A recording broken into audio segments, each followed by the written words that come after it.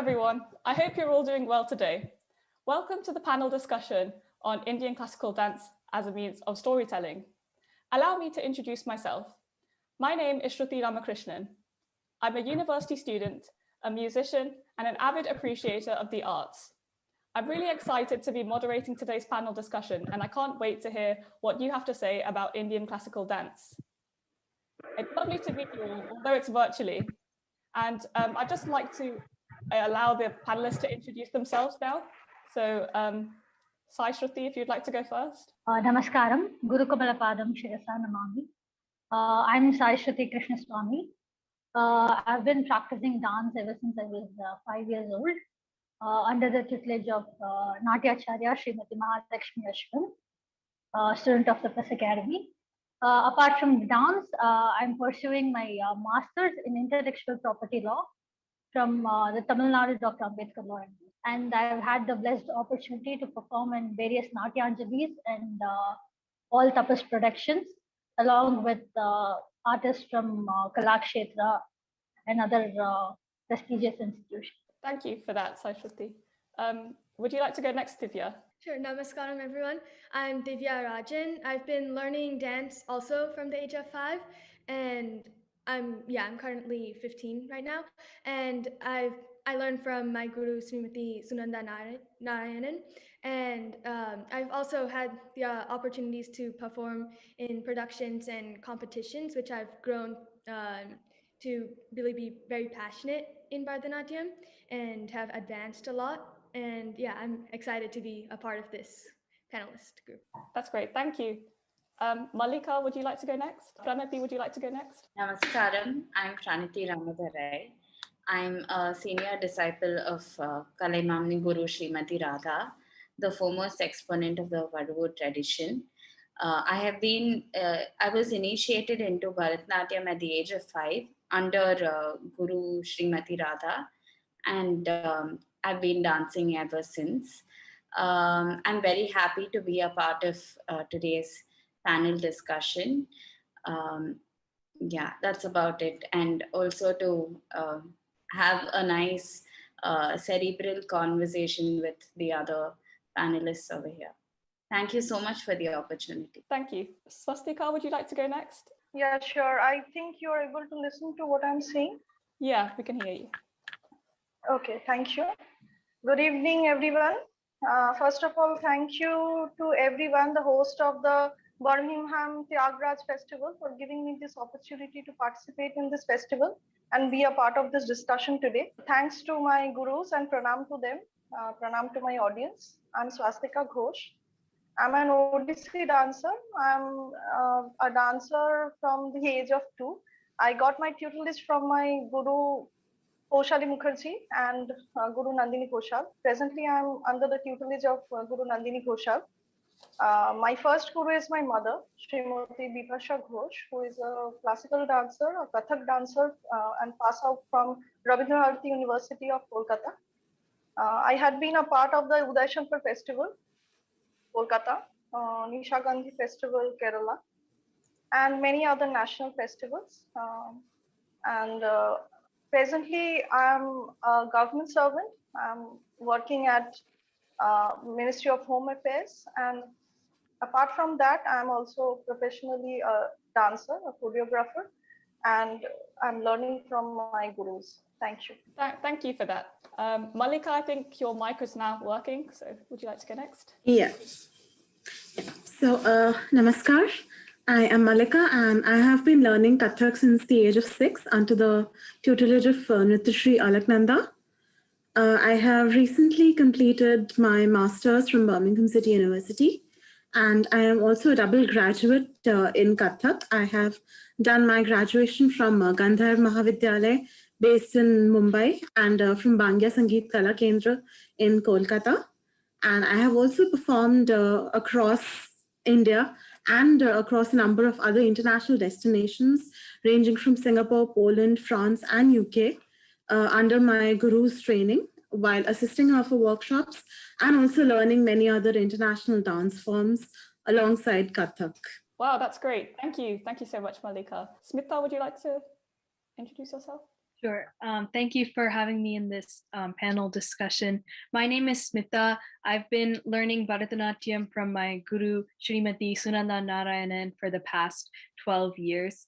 I completed my Arangetram in the year of 2016, and since then, I've participated in numerous group productions, competitions, as well as workshops, and I've undertaken supplemental training from Srimati Guru Radha, as well as Guru Braga Bezel. And I'm also the founder of my community service initiative, Natya Seva for Seniors, through which I perform Bharatanatyam for seniors in assisted living facilities and senior centers, and showing them the storytelling elements of the art form. So I'm very happy to be a part of this discussion today. Well, that's really great. It's really nice to hear that you're giving so much back to the community as well through your organization. So we just have one final panelist to hear from, and that's Manasa, if you'd like to introduce yourself. Thank you. Namaskaram. Guru Kamalapadam Shirasa Namami. My name is Manasa, and I have been initiated into Bharatanatyam at the age of 6. I have been learning from Natyacharya Srimati Mahalakshmi Ashwin in Tapas Academy. I've had the fortune of performing with my dance team along with professionals from Kalakshetra, and I'm looking forward to the conference as well. Thank you for the opportunity. Thank you. We're so blessed to have you all here. So thank you for this.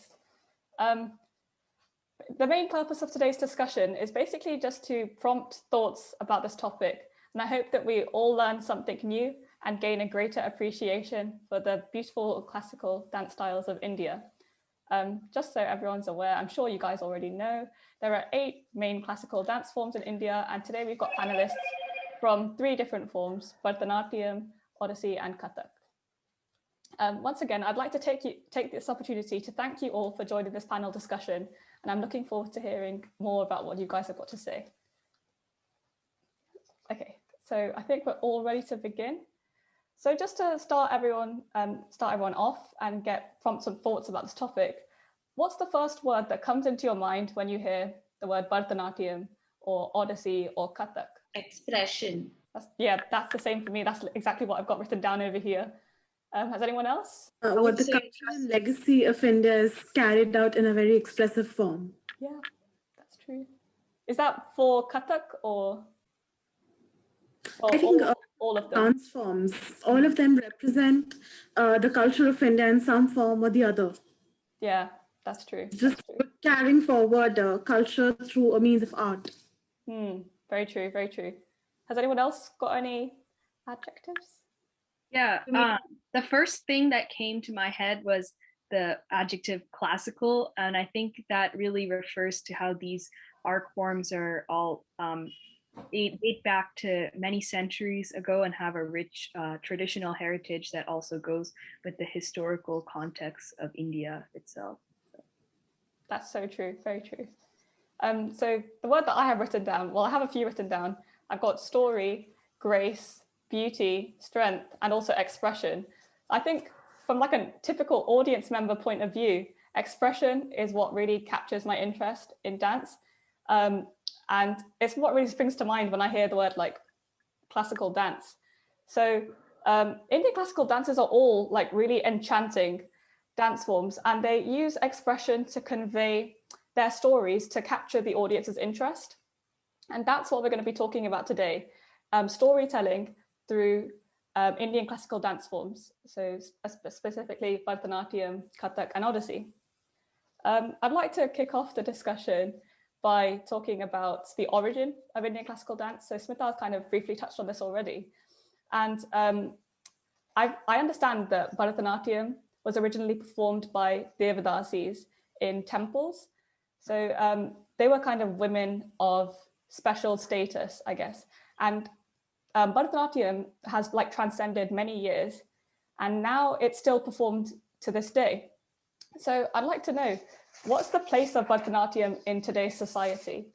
What are the stories that are being told by Bharatanatyam, and how is this important today? Yeah, I think the history of Bharatanatyam is so complex and nuanced and intricate, and Divya and I have been fortunate to take some lessons in the history and symbolism of Bharatanatyam from scholar Sujata Vijayaraghavan. So a lot of our knowledge is coming from her, as well as my guru, Srimati Sunanda Narayanan, who has given us so much knowledge about the rich history of Bharatanatyam. But as you said, Bharatanatyam started out being performed in temple processions by the Devadasis. And in those times, the arts really had an elevated presence in the society, and the kings were great patrons of the arts, and the arts were really flourishing in India. And to give a somewhat simplified overview of the history of Bharatanatyam, as the British kind of came to India and the rise of colonialism in India, the status of Bharatanatyam and many other Indian arts took a toll. And then there was even the movement of the abolition bill in 1929, I think, or either 1927 or 1929. And so through that time period and leading up to the independence era, during those next 20 years, to be a Bharatanatyam dancer was not something that was looked upon favorably within the society due to the complex relationship between the Devadasis and their patrons and the invasion of the British as well. And so you see after that, with the rise of figures like Rukmini Devi Arundale, you see a new renaissance in Bharatanatyam, and the arts once again have been elevated in society. And now I think there's a great culture of Bharatanatyam in India as well as abroad. And you see this with other Indian art forms and Indian cultural traditions such as yoga as well, and how they're really transnational traditions now, and they're with the globalization, they're being performed all over the world. And with that, the art forms themselves have adapted, and I'd love to hear everyone else's experiences comparing how Bharatanatyam is performed now to the past, and how it has been able to adapt to the modern social context as well. Wow, that was really well said. Has anyone else got any thoughts on it? I didn't realize that history of Bharatanatyam was so detailed and it was affected by British colonialism.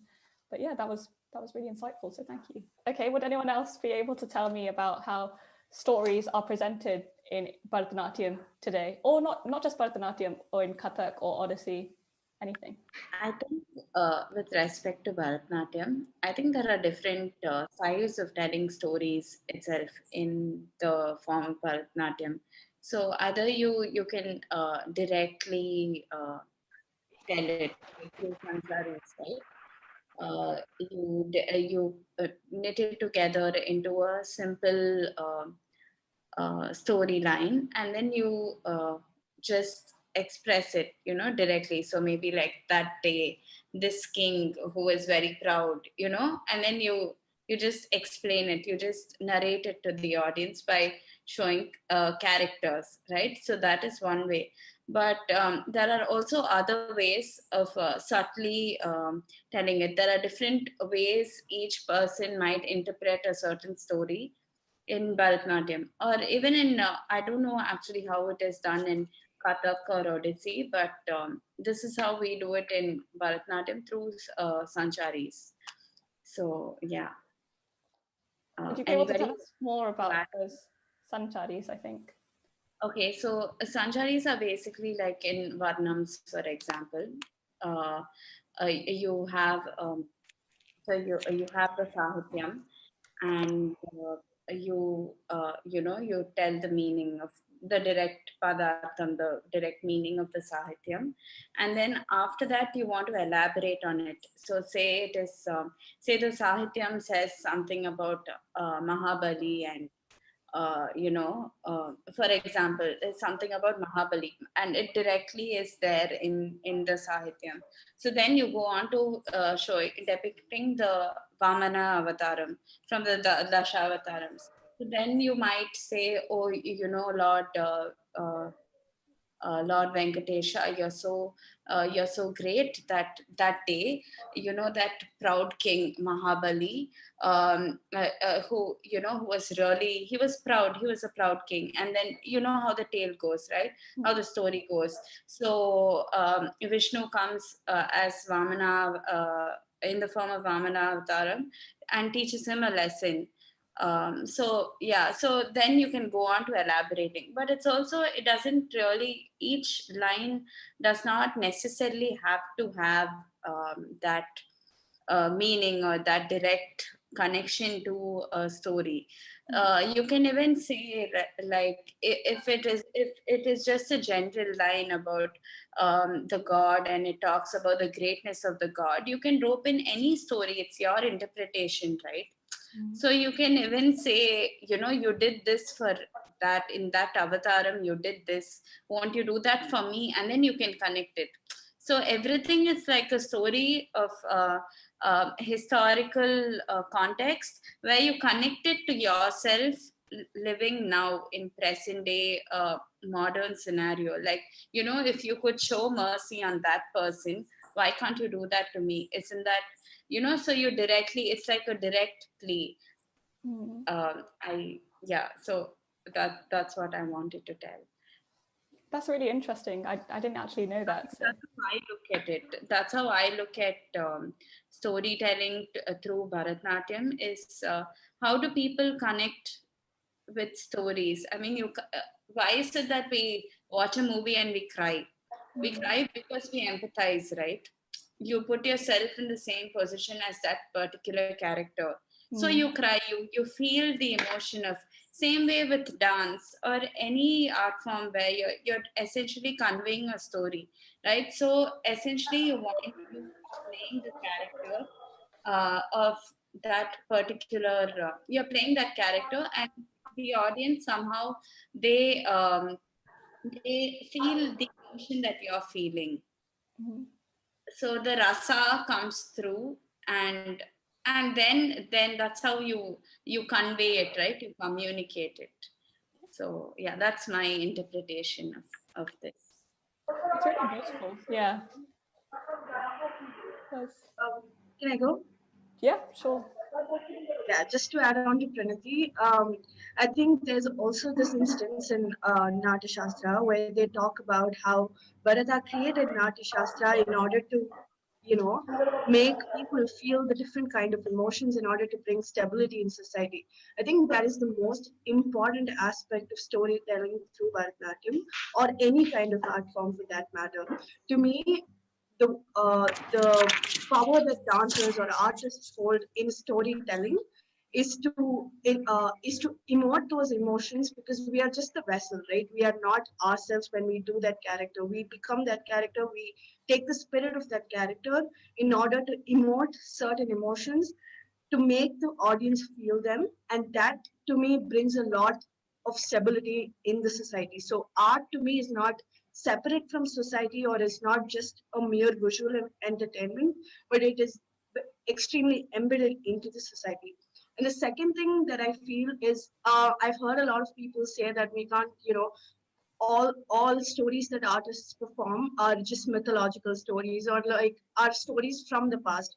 But to me, art is a carrier of tradition and culture that needs to be there in society, especially in our society, to remind us of our roots and our tradition. And it also enables us and the next generations to come to just remember our past and our heritage. Definitely. I completely agree that the arts is definitely a form of like cultural preservation in a way.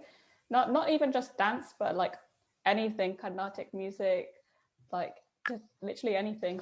So I think it's really interesting to hear that other people are of the same opinion.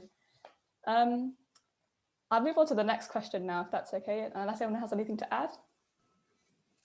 I would just want to add to this that with art and any dance form being a carrier of tradition, with today's new generation, who I believe are not that imbibing into the traditional heritage, or they don't read as much mythology, alongside being a carrier of those stories in a form that is understandable to them. As artists at this point, we are also responsible for giving a new perspective to the mythological stories.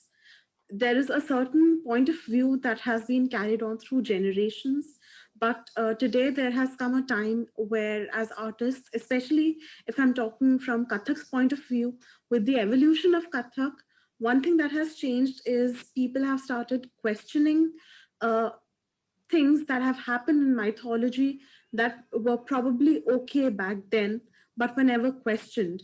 And giving a different perspective to the mythological stories is something that is again evolving with how dance is growing into a dynamic art form. That's very well said.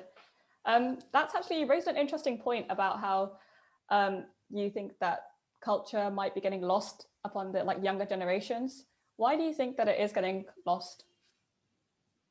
Because somewhere I believe there is just one point of view that has been passed on along the generations, and there has been no questioning of it. Today we are in a generation where we do not take something just by the line. There is nothing that cannot be questioned, or even when you try to understand something, there is always a culture of asking why this or why not that way. So with the newer generation asking questions, and probably the older generation not having asked those questions earlier, there is a gap that is growing, which is also giving rise to why they don't want to believe in the tradition. But yes, again, as artists, we can carry that forward, the tradition, the cultural heritage, in a way that might be understandable to the new generation, in a way that they would understand, absorb, and actually practically apply the values that the heritage has brought on. Yeah, I agree. I think that you were saying how each dancer kind of embodies the tale or mythology that you're trying to tell. I think the unique perspective that you were saying each dancer gives, I think that's really useful in resonating with different people. So yeah, if people have different questions, hearing or watching a different perspective will definitely kind of help them understand our culture a bit more. I don't know if you all agree, but yeah. So that was really nice. I have something to add here. Sure. I have something to add here, if you please. Actually, while teaching youngsters now, I face a difficulty. Means the religious texts, the Geet Govindam or the Mahabharata or the Ramayana, when I go to teach the youngsters now, the main thing is they are not associated with the Hindu texts, the Geet Govindam or the Ramayana, the Mahabharata. The texts, the Sanskrit words, they are not associated to it.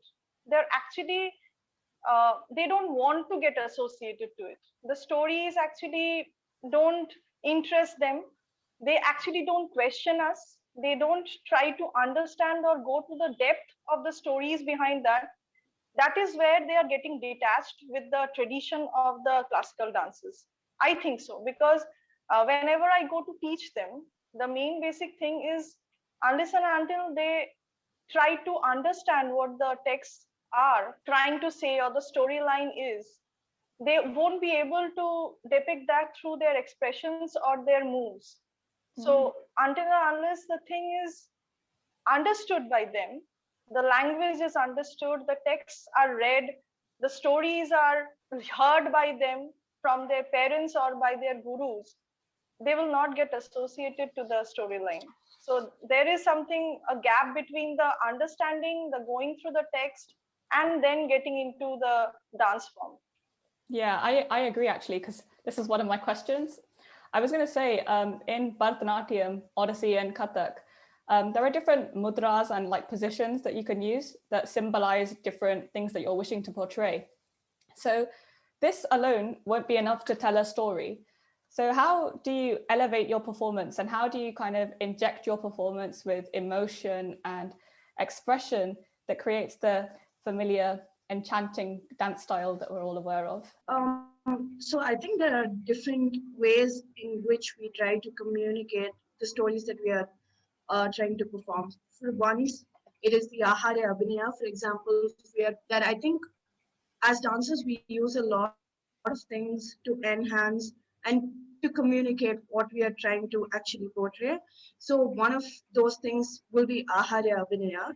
In Aharya Abhinaya, it includes our costume, our makeup, our other accessories that we use in order to communicate the character that we are portraying. For example, if we are portraying a king, say for example, King Mahabali, the example that Pranati took, then we will be wearing a costume, for example, a crown, more lavish jewelry, in order to portray that character. So one is that, and the second is Vachika Abhinaya.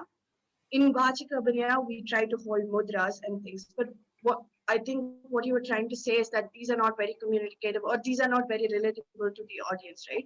So to me, at least I think for, from an audience perspective, I think once you start seeing dance for like certain time, right, then you try to understand its grammar and then you're able to uh, adapt to its grammar and understand more from it. Because it's just like reading a book, right? If you're reading a book for the first time, it's going to be difficult for you. But as you go with it, you're going to get in with the flow. So I think that's how it works for art as well. Because for a layman, for any audience, it is at the same time, if you keep it, definitely you will be able to understand it. At least that's my opinion and that's my interpretation. Yeah, I think To that's add on to her, I completely agree with her in a sense that it is all layered, right? So no matter the mudras we hold or the the costume we wear, yes, that is all one layer of abhinaya. But the essence of the character and what you're trying to convey comes out in your expressions and your body language. So if I am a king and if I don't have the body language of a king, there's probably going to be somebody in the audience who says, you know what, I thought he was a proud king. Why is he like slouching? Right? So the whole context of it really conveys through your body language and your emotion. If you really, yes, it's a lot of acting also involved. It's about your ability to switch. So if you're doing a solo presentation, then it's about your ability to switch characters. So one time you're like this and then the other time you're like this, right? So it's about that. When you're arrogant, you have that look, and then when you're like this, you're like, you're like, I've come here to put you in your place. So as long as you understand that, no, so it's about understanding the story, understanding the characters, and then incorporating that into yourself to bring it out in a way that it is natural to you. So if you're going to do something unnatural, they're not going to, because most of these mudras itself are very natural, right? So they probably started off, like, for example, that day, we all say, that day this happened, him. We use padakam, right? Him. Or we say you. We don't use, this is also a mudra, right? So it's all like very natural. It's about making it, making it as natural as possible by sticking to the style. If that makes sense. It's a stylized version of normal acting, human life. Yeah, I agree.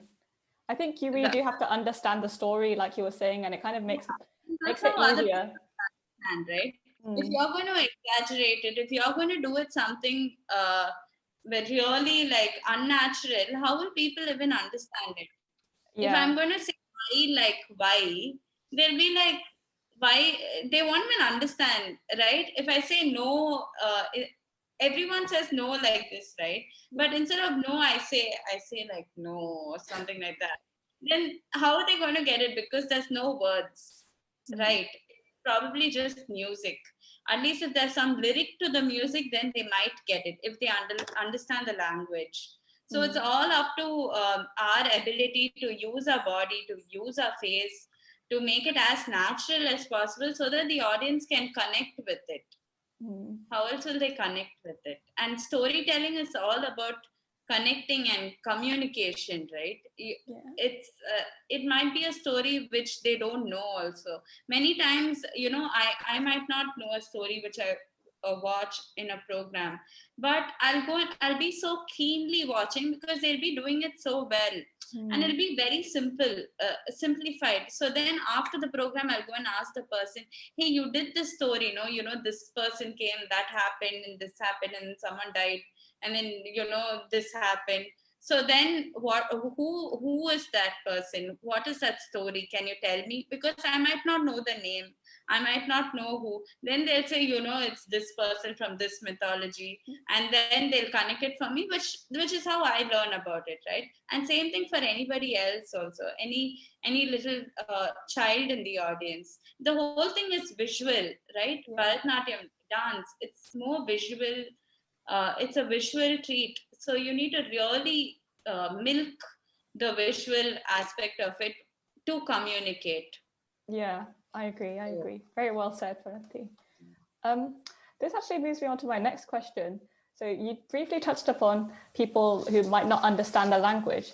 So I think Divya, Smita, and Pranati, you guys have all performed in America. So have you ever performed in front of a non-Indian audience, or did you have to adapt the way you performed to help them understand the story that you were trying to present? Divya, would you like to go?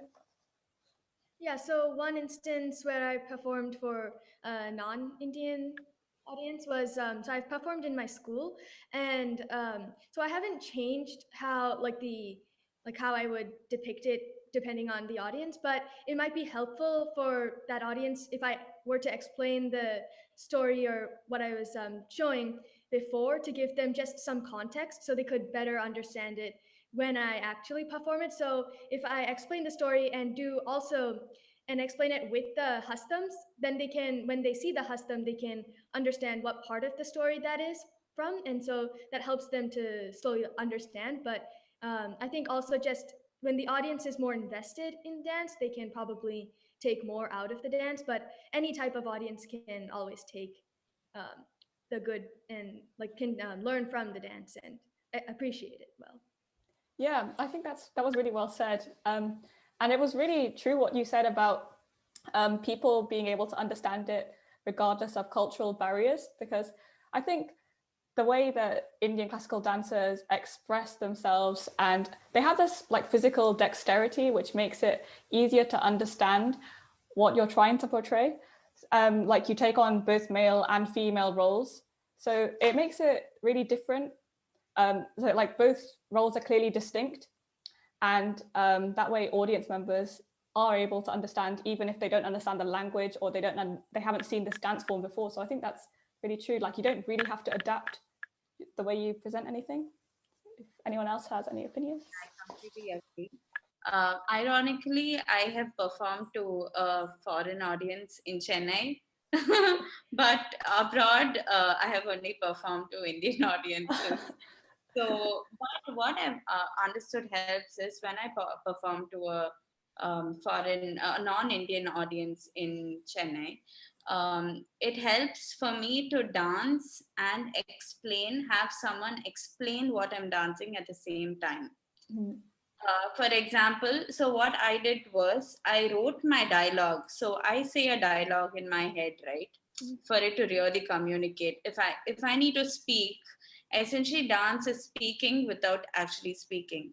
You're speaking with your body, right? So if I need to speak it out, but without using words, I need to really tell that in my mind for it to communicate, right? So what I did was I wrote down all of these dialogues in the sequence that I do it, more or less that sequence. And I made it into a gist, and I had somebody who knew dance and who knew what I was doing to read it out in the exact place. So for example, if it's about the story of there's a temple called Kapalishwar Temple in Mylapore in Chennai. For those of you in Chennai, I mean, you'll know it, but basically Mylapore got the name Mylapore because of this temple. Like Mail Mailapuri, Mailapur. Okay, that's what I discovered from learning about the story from my teacher. Okay, so I found it really fascinating.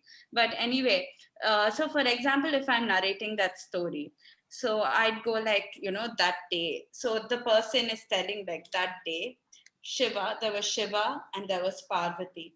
So Shiva says, I will tell you the meaning of Om, okay? The Om, Panchaksharam. So Om is made of 5 syllables, right? Whatever. So Panchaksharam, I'll tell you the meaning of that and you listen. So then Parvati is listening, but then she gets distracted by a peacock. Okay, so she says, look at that peacock, how beautiful. And then Shiva looks, and then immediately, right, these are all natural actions and reactions. So naturally, when you're talking to someone, and if someone gets distracted, your first reaction won't be anger, but it'll be like, it'll be what do you call it, you'll obviously be slightly annoyed, right, that the person's not paying attention to you. So you'll say, listen, so Shiva goes like, you just listen to what I say, that's enough. Okay. And then then Parvati goes like, okay, fine, that's what we'll all say, yeah, sorry, you know what, okay. And then she continues to listen, but then again she gets distracted by that peacock in the distance. And then this time she's like really enamored by the peacock. So then Shiva goes and he says, you're not listening to what I'm saying, you go. And then he curses her to turn into the peacock. Okay, so this is like a very basic storyline which has been so my guru choreographed it, she's made it like this, but each person can do it differently. So when I say this, and when there's someone narrating my expressions, it really communicates, right? More than especially for somebody who does not understand dance, who does not know who Shiva is, who does not know who Parvati is, who does not even know that there's a temple called Kapalishwar temple in Chennai, right? So that really makes the difference. It really connects. So yeah, that really helps. So yeah, that's all I want. That was a very nice addition. Thank you, Pranati. That actually leads me on sort of to my next question, which is about the benefits of storytelling through Indian classical dance. So I'll give you an example of something. My mum actually conducted numerous dance workshops for children with special needs. And she used to perform stories for them. And it kind of ranged from like Ramayana kind of stories with narration, like you were saying, Pranati, so it was more accessible for these people. And also like something completely different, like Snow White and the Seven Dwarfs. So it's a very common, famous one, I guess. And it was really interesting to see that my mum was able to kind of reach these children throughout, like through her dance performance. And afterwards, I remember seeing them. They were also like doing like mudras after my mum finished performing. So I thought that dance could be something that helps people express themselves a bit more. Even if you're not a dancer yourself, you can still try and express yourself more. So what other benefits do you think are there to storytelling through Indian classical dance? Sai Shruti, would you like to answer this one? I think apart from, storytelling could be one of the simplest and easiest way to communicate. So even in India, we have people from various backgrounds who do not understand dance at all, Bharatanatyam at all for that matter. So when I try to explain composition through Sanchari, so here we could take the example of Narayana Tenamu, which is an Annamaya Kriti. Every stanza from that Kriti has a Sanchari in it, be it Garuda Gamana Pankajanaba, where it leads to Garuda Gamana, where you can relate it to the Gajendra Moksham episode of Vishnu. So storytelling in that way makes it easy for the dancer and also for the audience to understand the essence or what you're trying to say. And apart from that, I just wanted to add to a few questions that you had already posted, Oh, sure. which is, yeah, sorry. No, I said sure, go ahead. Yeah. So in Bharatanatyam, apart from Sancharis, we also do dance dramas, which are like theatrical productions. So in these theatrical productions, as Manasa said, for a king, for Mahabali, we can, we can portray the character even through their aharya, which is their costume, their jewelry, and everything. Apart from this, what we can use in Natyam is that the ragas that we choose to portray the characters, the ragas can emote, help us in emoting certain episodes.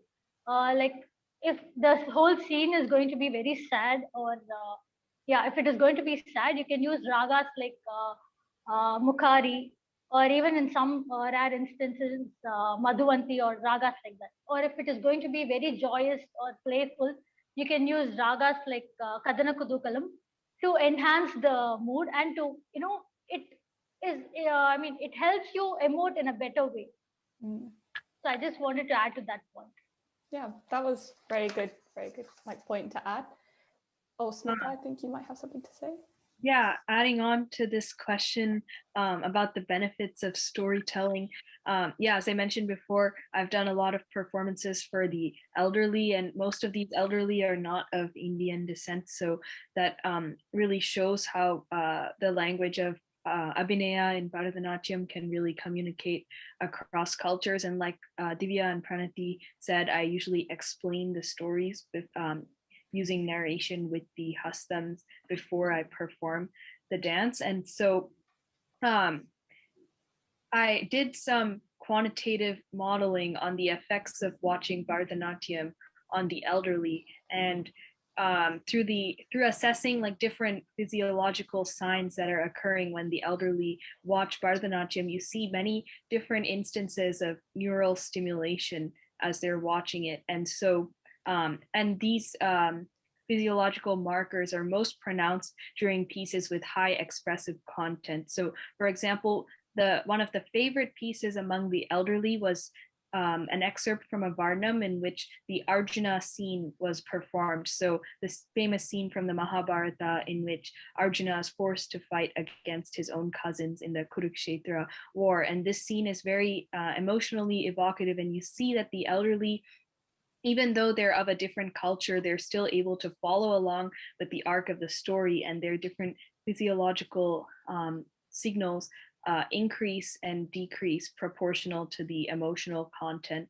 of the piece. So you really see that how Bharatanatyam is able to communicate across cultures and is able to reach audiences who may not have any exposure to Indian culture and have not had any exposure to Bharatanatyam in the past at all. And we also see how Bharatanatyam can be used as a tool for emotional and physical rejuvenation among communities such as the elderly, or as with the special needs children as well. Yeah, I think that's really great to hear the work that you've been doing as well, and also the studies that you conducted into that to see the effect of your work. So yeah, it's really nice to hear. I have a couple more questions. To this question about the benefits of dance. So I used to teach differently abled children Bharatanatyam, and the benefits were such that they responded to music.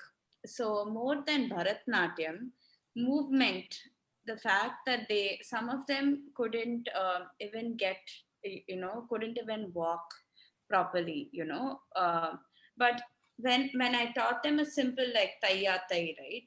The fact that they responded, they understood to the rhythm, and then they gave that 2 beats on time itself was a benefit, was a kind of growth in in their physical abilities. So they responded to music. So this one child, he used to refuse to attend the class in the beginning, okay, but then then what I started doing, I started playing music, some simple classical violin, violin music or some flute, some ragam, something. So then what this small boy started doing, he would come in the beginning of the class and he would sit next to the speaker. I used to carry a Bluetooth speaker. So he'll come sit there. He won't dance, but he'll sit there and he'll like tap. So I taught him how to put talam. Okay. So you won't believe, towards the end of the year, everybody, all the children used to disperse back to their classrooms, and this boy used to say, "No, I'm going to sit here and illa, play the next music, play the next song. I want to listen to that." So that was something, that was a behavioral change in him, right? So that is also a benefit. And this boy, he wasn't an easy student, in all honesty. Like, each student is different, but for this boy this worked. For some other children, they couldn't walk straight. One girl could not walk straight, but she could tap, she could tap on beat. So it's not about how it looks, how it comes off. It's the fact that they were able to understand, their levels of perception increased. They were more perceptible towards music. They were able to use their whatever. They were able to just express themselves to a certain beat, to what was being taught to them. So I think end of the day, it is just growth in any capacity, is extremely, that's what art can do.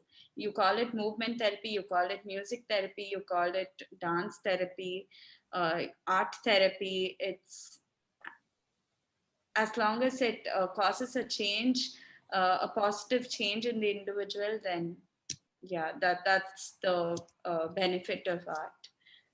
Yeah, I couldn't agree more. I think that was really well said. And also, it's really nice to see people appreciating the power of art now. I feel like before, it wasn't as highly valued as other things like academics maybe, but now I think people are starting to appreciate it a lot more. I'm sure that all of you on this panel agree with the fact that we are all not born confident, but the minute you learn an art and you realize that you're able to do something fairly, reasonably okay, your confidence, your belief in yourself increases, right? And I think when I taught those children, their confidence levels increased, and that is something which that was a really beautiful experience for me as a teacher, to see that in those students. So yeah, that's what art can do. Definitely. I was just want to. Oh, sorry. Yeah, go ahead. I was to add a little something to that. Yeah. So teaching very young kids on this, one thing that I have seen is, if you just pick up anecdotes from regular life and you bring it in a storytelling format to the younger students, one thing that I have noticed personally is that the levels of inquisitiveness and curiousness increases massively. They bring on questions, they want to learn about things. That is another form which brings them to actually get interested in learning the mythology texts or learn about tradition. Or even if I just talk about the difference between an urban lifestyle and a rural lifestyle, picking up those little anecdotes and portraying them through art in a storytelling format, that gets them to learn a lot more about what they actually see in their life or what is not being passed on. So that also adds to a lot of curiosity among young kids.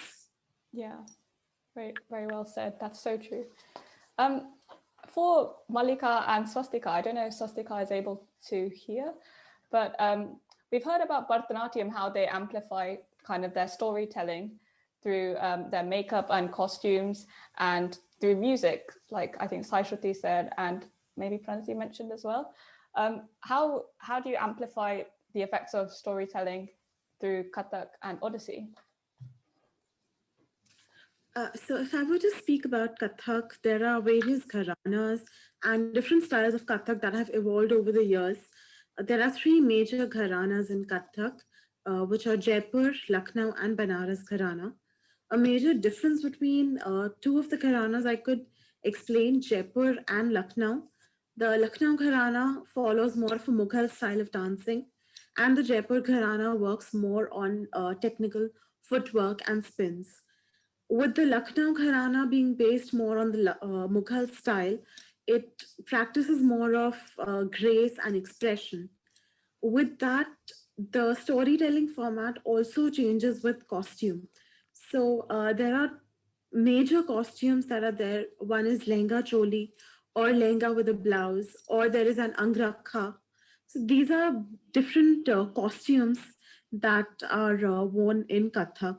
So when you're wearing a different costume, that already gives the audience an expectation as to what might be performed, the style of Kathak that might be there. With the evolution, now we're also seeing Sufism being integrated into Kathak majorly. Not just Sufism, Kathak is also adapting into the culture of dance dramas where mythological stories are being represented with a different perspective. So, costume, jewelry, the kind of props that are being used, the kind of makeup that is done, not just in Bharatanatyam, but a very similar pattern is followed in Kathak as well. So, the costume and the jewelry plays a major role in portraying as to what style of Kathak might be performed alongside the choice of music. Okay, I see. So it's quite similar then to how it is for Bharatanatyam. Swastika, I don't know if you're able to hear. Are you able to? Yes, I'm able to hear, but network is a big problem here. So I would be just speaking. My video has kept it off so that network can be restored. Sure, no problem. I actually have a question for you now. I don't know if you can. Yeah, I'm getting you. Yeah, so I was wondering, because I'm always in the audience, I don't really know what happens or what a dancer is thinking on stage. So what do you think of on stage when you're telling a story? Actually, in Odyssey, dance, drama, or storytelling is basically done through the abhinayas that we portray. In Odyssey, abhinaya is a crucial part. The Geet Govindam plays a crucial part in Odyssey because most of the Odyssey abhinayas are related to Geet Govindam, Lord Krishna, and Radhika love story. Their anger, their jealousy, their agony, their betrayal, their desertion, their reunion, getting together. And another part in Odyssey Abhinaya is the Chompu Geet. Chompu Geet is nothing but it's a form of poem that has means all the alphabets that is in Bengali or in Oriya or Hoshoi, Dirghoi, all these alphabets has their poetic style, like Lo Chompu, Po Chompu. These Chompu Geets or the Chompu poems are actually seen in the Abhinaya part. Dance drama is none other than storytelling through Nitya. The drama unfolds in the form of the narrative chronicle through mudras, where music plays a vital role. When the storytelling or the capsule dance piece is choreographed, the poem is blended to music in raga, the talam, and then just choreographed by the gurus. In recent context, actually, there is some research work going on in Odissi. Basically, Odissi is the Mahari dance form style, where the Maharis used to perform. It has some impact of Gotipura also. But in recent time, we have seen quite a number of transition in Odissi dance form. Means the original Odissi dance form is getting transverted and it's taking different styles. Like Guru Kelichan Mahapatra is no more, but his disciples, his own son, they are actually changing the form according to the basic context. The dance form is also being changed. The dressing style is getting changed. The typical sari pattern is changed. So the item of the abhinaya or the story form is now getting changed to actually match with the what the audience is actually wanting. Okay, I see. Oh, that's quite interesting that it's being changed and like we're able to see that change in Odyssey. I think we're kind of running short of time, so I'll start with my final question. And it's kind of relating to change in dance, I guess. So what do you think is the future of storytelling in Indian classical dance? This is open to anyone, but maybe Divya or Sai Shruti, if you guys want to speak, because I feel like you've not had so much time to speak before.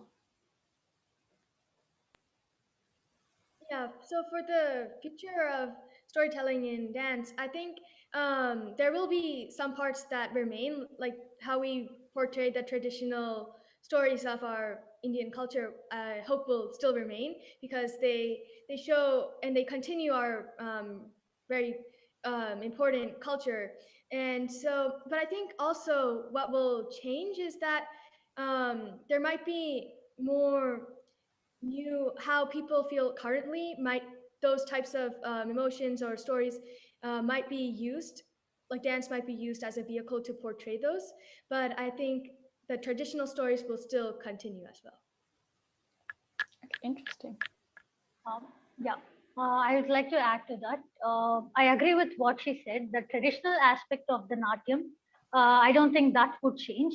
However, there could be some technological changes, like when in terms of lightings and other aspects that could change. And the movements, like we do not stick to the traditional. If at all there it is there, like Tatai Tam, we have learned around 4 Tatai Tam, which is the Korve Adavu. But nowadays we can see combination of Adavus in the Nrita aspect, like where you see Tatai Tam with another Adavu. So those aspects may change actually. Okay, interesting. So we've learned a bit more about how Bharatanatyam might change in the future and a bit about Odyssey kind of changing to suit what the audience is looking for. So yeah, that's actually been really interesting to hear. Has anyone got anything else to add?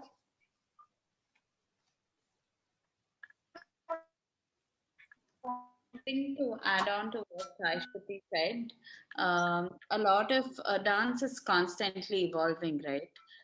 Whether be it Bharatanatyam, Kathak, Odissi, Kuchipudi, whatever it is. The dance that, the Bharatanatyam which was danced 50 years ago it's similar to the Bharatanatyam we dance today, but it's definitely not the same. It's definitely not the same. Even from my seniors in dance class, the way they dance to the way I dance, there is a difference, although we've been taught the same way. So dance is constantly evolving. So I think it's up to us, a generation of artists, to sort of steer the direction in which it evolves, because we are constantly inspired and exposed to ourselves, right? Fellow artists like us. And that is how the future of dance is going to go. So if we are going to change a Tatai Tam Adavu, it means that we have probably seen it somewhere else, maybe in the US, maybe in Singapore, maybe in Malaysia. And then maybe we thought, you know what, he did that, so that looks really nice, right? Why not we put that over here? And then that evolves, so that brings a change. So although the structure, the tradition remains the same, the way we choreograph, the way we interpret it will probably change. And it's good if it does. It's not a bad thing at all. Yeah. Why a bad thing? We're just applying and getting inspired and being creative. So completely agree. Yeah. Yeah, I just want to add a little to that. With all of these Indian classical dances going across the globe and interacting with other dance forms, be it Western dance forms or other Indian classical dance forms, I think just gaining inspiration from other dance forms also helps us as artists evolve our own dance form and bring a different interpretation into what we might teach on to the next generation. As a Kathak artist, I could definitely, if I am performing with a Bharatanatyam artist on a piece together, then we would be probably coordinating a lot of movements and the way in which we convey our story. So somewhere in the future, that would definitely affect the way we are dancing and representing whatever story we need to convey to the audience. So the integration of these dance forms, I believe, would make a lot of difference to how every Indian classical dance form evolves. Yeah, definitely. Absolutely. And there'll also be, sorry, but there might also be an overlap of techniques, right?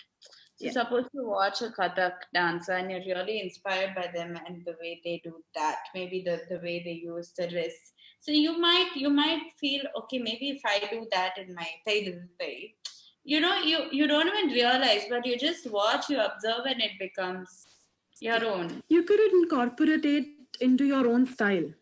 Yeah, exactly. And there's nothing wrong with that. But that's how it changes. That's how it evolves.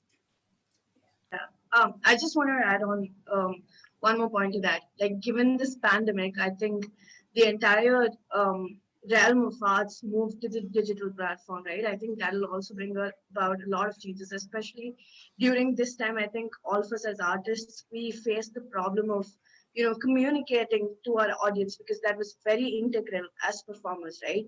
Even as storytellers, we talked about how while communicating, you create that rasa, you create that energy between you and your audience, and how that is really important in communicating what you're portraying. But then, given this pandemic, I think the digital platform brought those challenges to us as well.